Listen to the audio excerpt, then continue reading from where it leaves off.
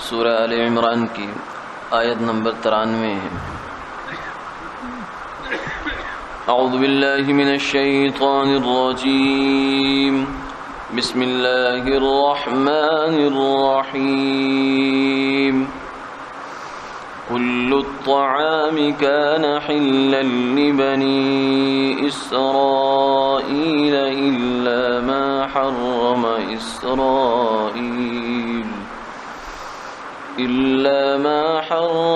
إسرائيل على نفسه من قبل أن تنزل التوراة قل فأتوا التوراة فاتلوها إن كنتم صادقين فمن افترى على الله الكذب من بعد ذلك فأولئك هم الظالمون قل صدق الله اتبعوا ملة إبراهيم حنيفا وما كان من المشركين صدق الله العظيم۔ سب کھانے کی چیزیں بنی اسرائیل کے لیے حلال تھیں سوائے اس کے جو اسرائیل یعنی یعقوب علیہ السلام نے اپنے اوپر حرام کر لیا تھا تورات کے نازل ہونے سے پہلے۔ آپ ان سے فرما دیجئے کہ تورات لاؤ اور اس کو پڑھو اگر تم سچے ہو۔ سو جو شخص اللہ پر جھوٹ باندھے اس کے بعد بھی تو یہی لوگ ظالم ہیں۔ آپ فرما دیجئے اللہ سچ فرماتے ہیں، تم لوگ ملت ابراہیمی کی یکسو ہو کر پیروی کرو، ابراہیم علیہ السلام مشرکوں میں سے نہیں تھے۔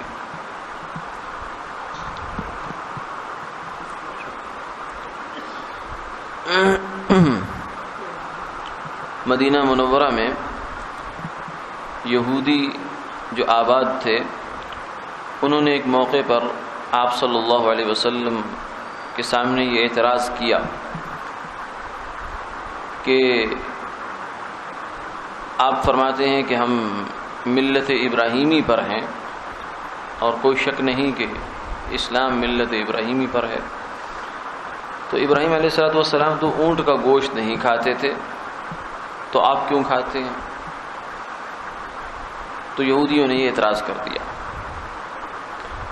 اور اپنے جانب سے بڑا مضبوط اعتراض کیا اور سمجھا کہ یہ بات چلے گی اور ہم جیت جائیں گے اور لاجواب کر دیں گے، لیکن اللہ رب العزت نے بجائے اس کے کہ مسلمان لاجواب ہوتے یہود کو لاجواب کیا۔ فرمایا کہ خلاصہ یہ ہے کہ تم لوگوں نے اعتراض ہی کیا لیکن سوچا نہیں کہ یہ اعتراض بنتا بھی ہے یا نہیں، کیونکہ اعتراض تب بنتا جب ابراہیم علیہ السلام واقعتاً اونٹ کا گوشت استعمال نہ فرماتے ہوتے، جبکہ اونٹ کا گوشت جو یہودی استعمال نہیں کرتے، تو اس کی وجہ یہ نہیں ہے کہ ابراہیم علیہ السلام نے استعمال نہیں کرتے تھے، بلکہ وجہ دراصل یہ تھی کہ بنی اسرائیل کے جو بڑے تھے یعنی اسرائیل، حضرت یعقوب علیہ السلام کا عبرانی نام ہے اسرائیل اور یعقوب ایک ہی شخص کے دو نام ہیں۔ ان کو عرق النساء، یہ جو ٹانگ میں درد کی بیماری ہوتی ہے وہ تھی، تو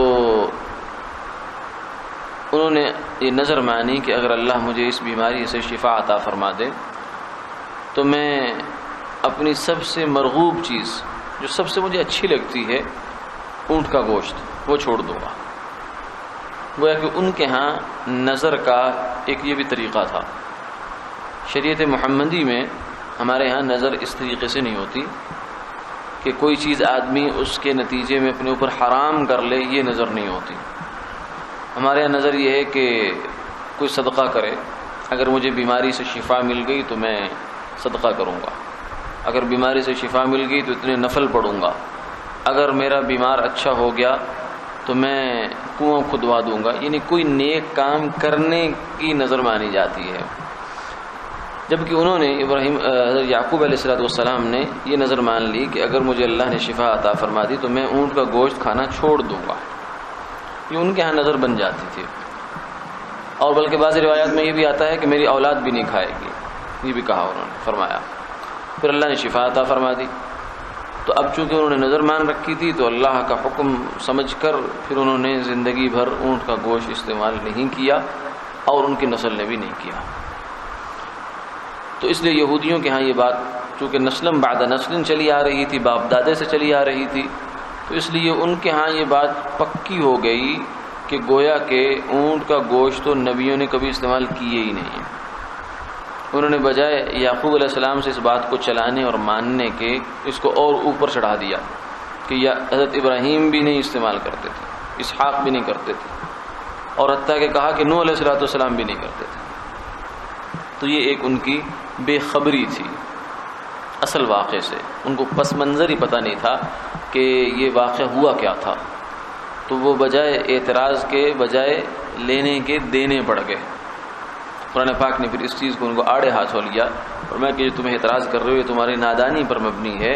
کل الطعام کان حلا لبنی اسرائیل، بنی اسرائیل پر ہر قسم کی جو جائز اور حلال چیزیں وہ حلال تھی، سارے کھانے حلال تھے۔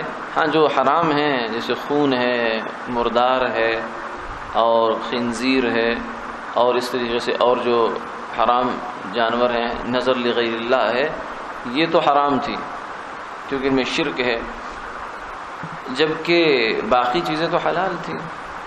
ہاں البتہ یعقوب علیہ السلام نے اپنے اوپر حرام کر لیا تھا اونٹ کے گوشت کو، اور ساتھ ہی یہ فرمایا من قبل ان تنزل التوراۃ، یہ تورات کے آنے سے پہلے کی بات ہے، ٹھیک ہے۔ یہ تورات تو موسیٰ علیہ السلام پر آئی، اور حضرت یعقوب علیہ السلام نے یہ کام اس سے پہلے کر لیا تھا۔ قل فأتوا بالتوراۃ، فرمایا کہ اگر تم یہ کہو کہ نہیں یہ تو ابراہیم علیہ السلام بھی کرتے تھے اور فلاں بھی کرتے تھے، تو لاؤ تورات پڑھ کے دکھا دو۔ اگر اس میں یہ ثبوت مل جائے ابراہیم علیہ السلام اونٹ کا گوشت نہیں کھاتے تھے اور یہ ملت ابراہیمی کا تقاضا ہے، پھر اعتراض تمہارا بنتا ہے۔ فتلوها ان کنتم صادقین، آؤ اگر سچے ہو تو پڑھو۔ فمن افترا، لیکن فرمایا کہ ایسا ہوگا نہیں، بلکہ یہ کیا ہے، یہودیوں کی عادت ہے کہ اللہ پر جھوٹ باندھتے ہیں۔ یہاں بھی انہوں نے جھوٹ باندھ دیا کہ اونٹ اللہ نے گویا کہ ہمیشہ سے حرام کر رکھا ہے۔ فمن افترا علی اللہ الکذب من بعد ذلک فاولئک هم الظالمون قل صدق اللہ، آپ فرما دیجئے کہ اللہ سچ فرماتے ہیں۔ یعنی حقیقت حال ایسے ہی ہے کہ یعقوب علیہ السلام نے خود اس کو اپنے اوپر حرام کیا تھا، یہ پیچھے سے چلا آ رہا نہیں تھا۔ فاتبعوا ملت ابراہیم حنیفا، تم لوگ ابراہیم علیہ السلام کی ملت کی اتباع کرو یکسو ہو کر۔ وما کان من المشرکین، ابراہیم علیہ السلام شرک نہیں کرتے تھے۔ اصل میں یہودیوں کو مفسرین نے یہ لکھا کہ جو ان کا ذہن خراب ہوا اور جو اس اعتراض کا منشا تھا، جس وجہ سے اعتراض پیدا ہوا، وہ یہ تھا کہ ان کے ہاں نسخ کا کوئی تصور نہیں تھا۔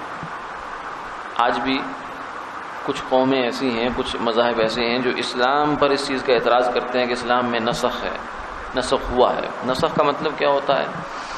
کینسل کرنا، کینسلیشن۔ یہ یوں سمجھے، صحیح اس کا جو مفہوم ہے وہ ہے ریپلیس کر دینا۔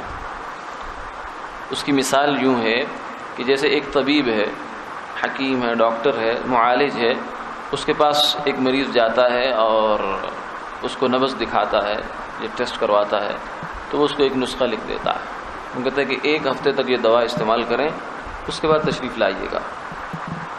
تو جب 1 ہفتے کے بعد دوبارہ وہ واپس مریض جاتا ہے تو اس کو حالت میں کچھ افاقہ محسوس ہوتا ہے یا نہیں ہوتا، کچھ بھی ہو، تو بعض اوقات طبیب جو ہے وہ کہتا ہے کہ اسی نسخے کو جاری رکھیں، یہی دوائی استعمال کرتے ہیں۔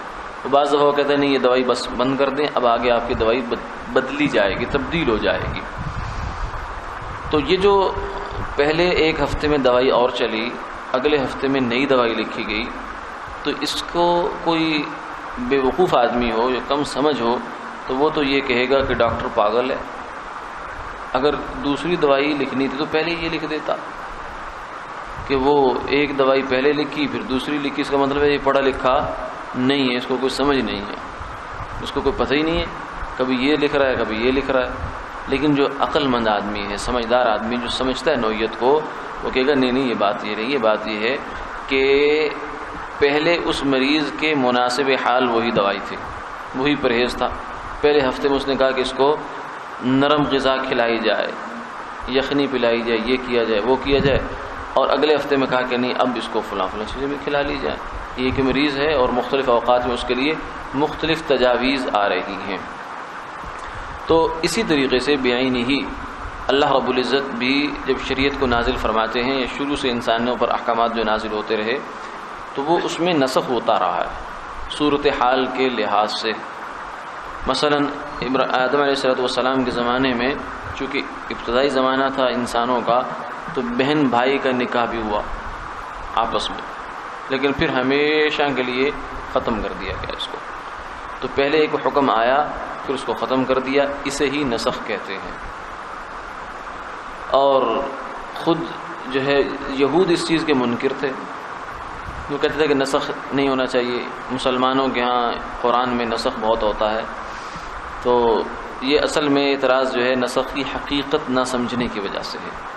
وہ سمجھتے ہیں کہ نسخ کا مطلب ہے کہ نعوذ باللہ اللہ تعالیٰ نے پہلے ایک حکم دیا اور پھر خیال ہوا کہ نہیں یہ حکم تو ٹھیک نہیں ہوا، اب اس حکم کو فلاں حکم سے بدل دینا چاہیے۔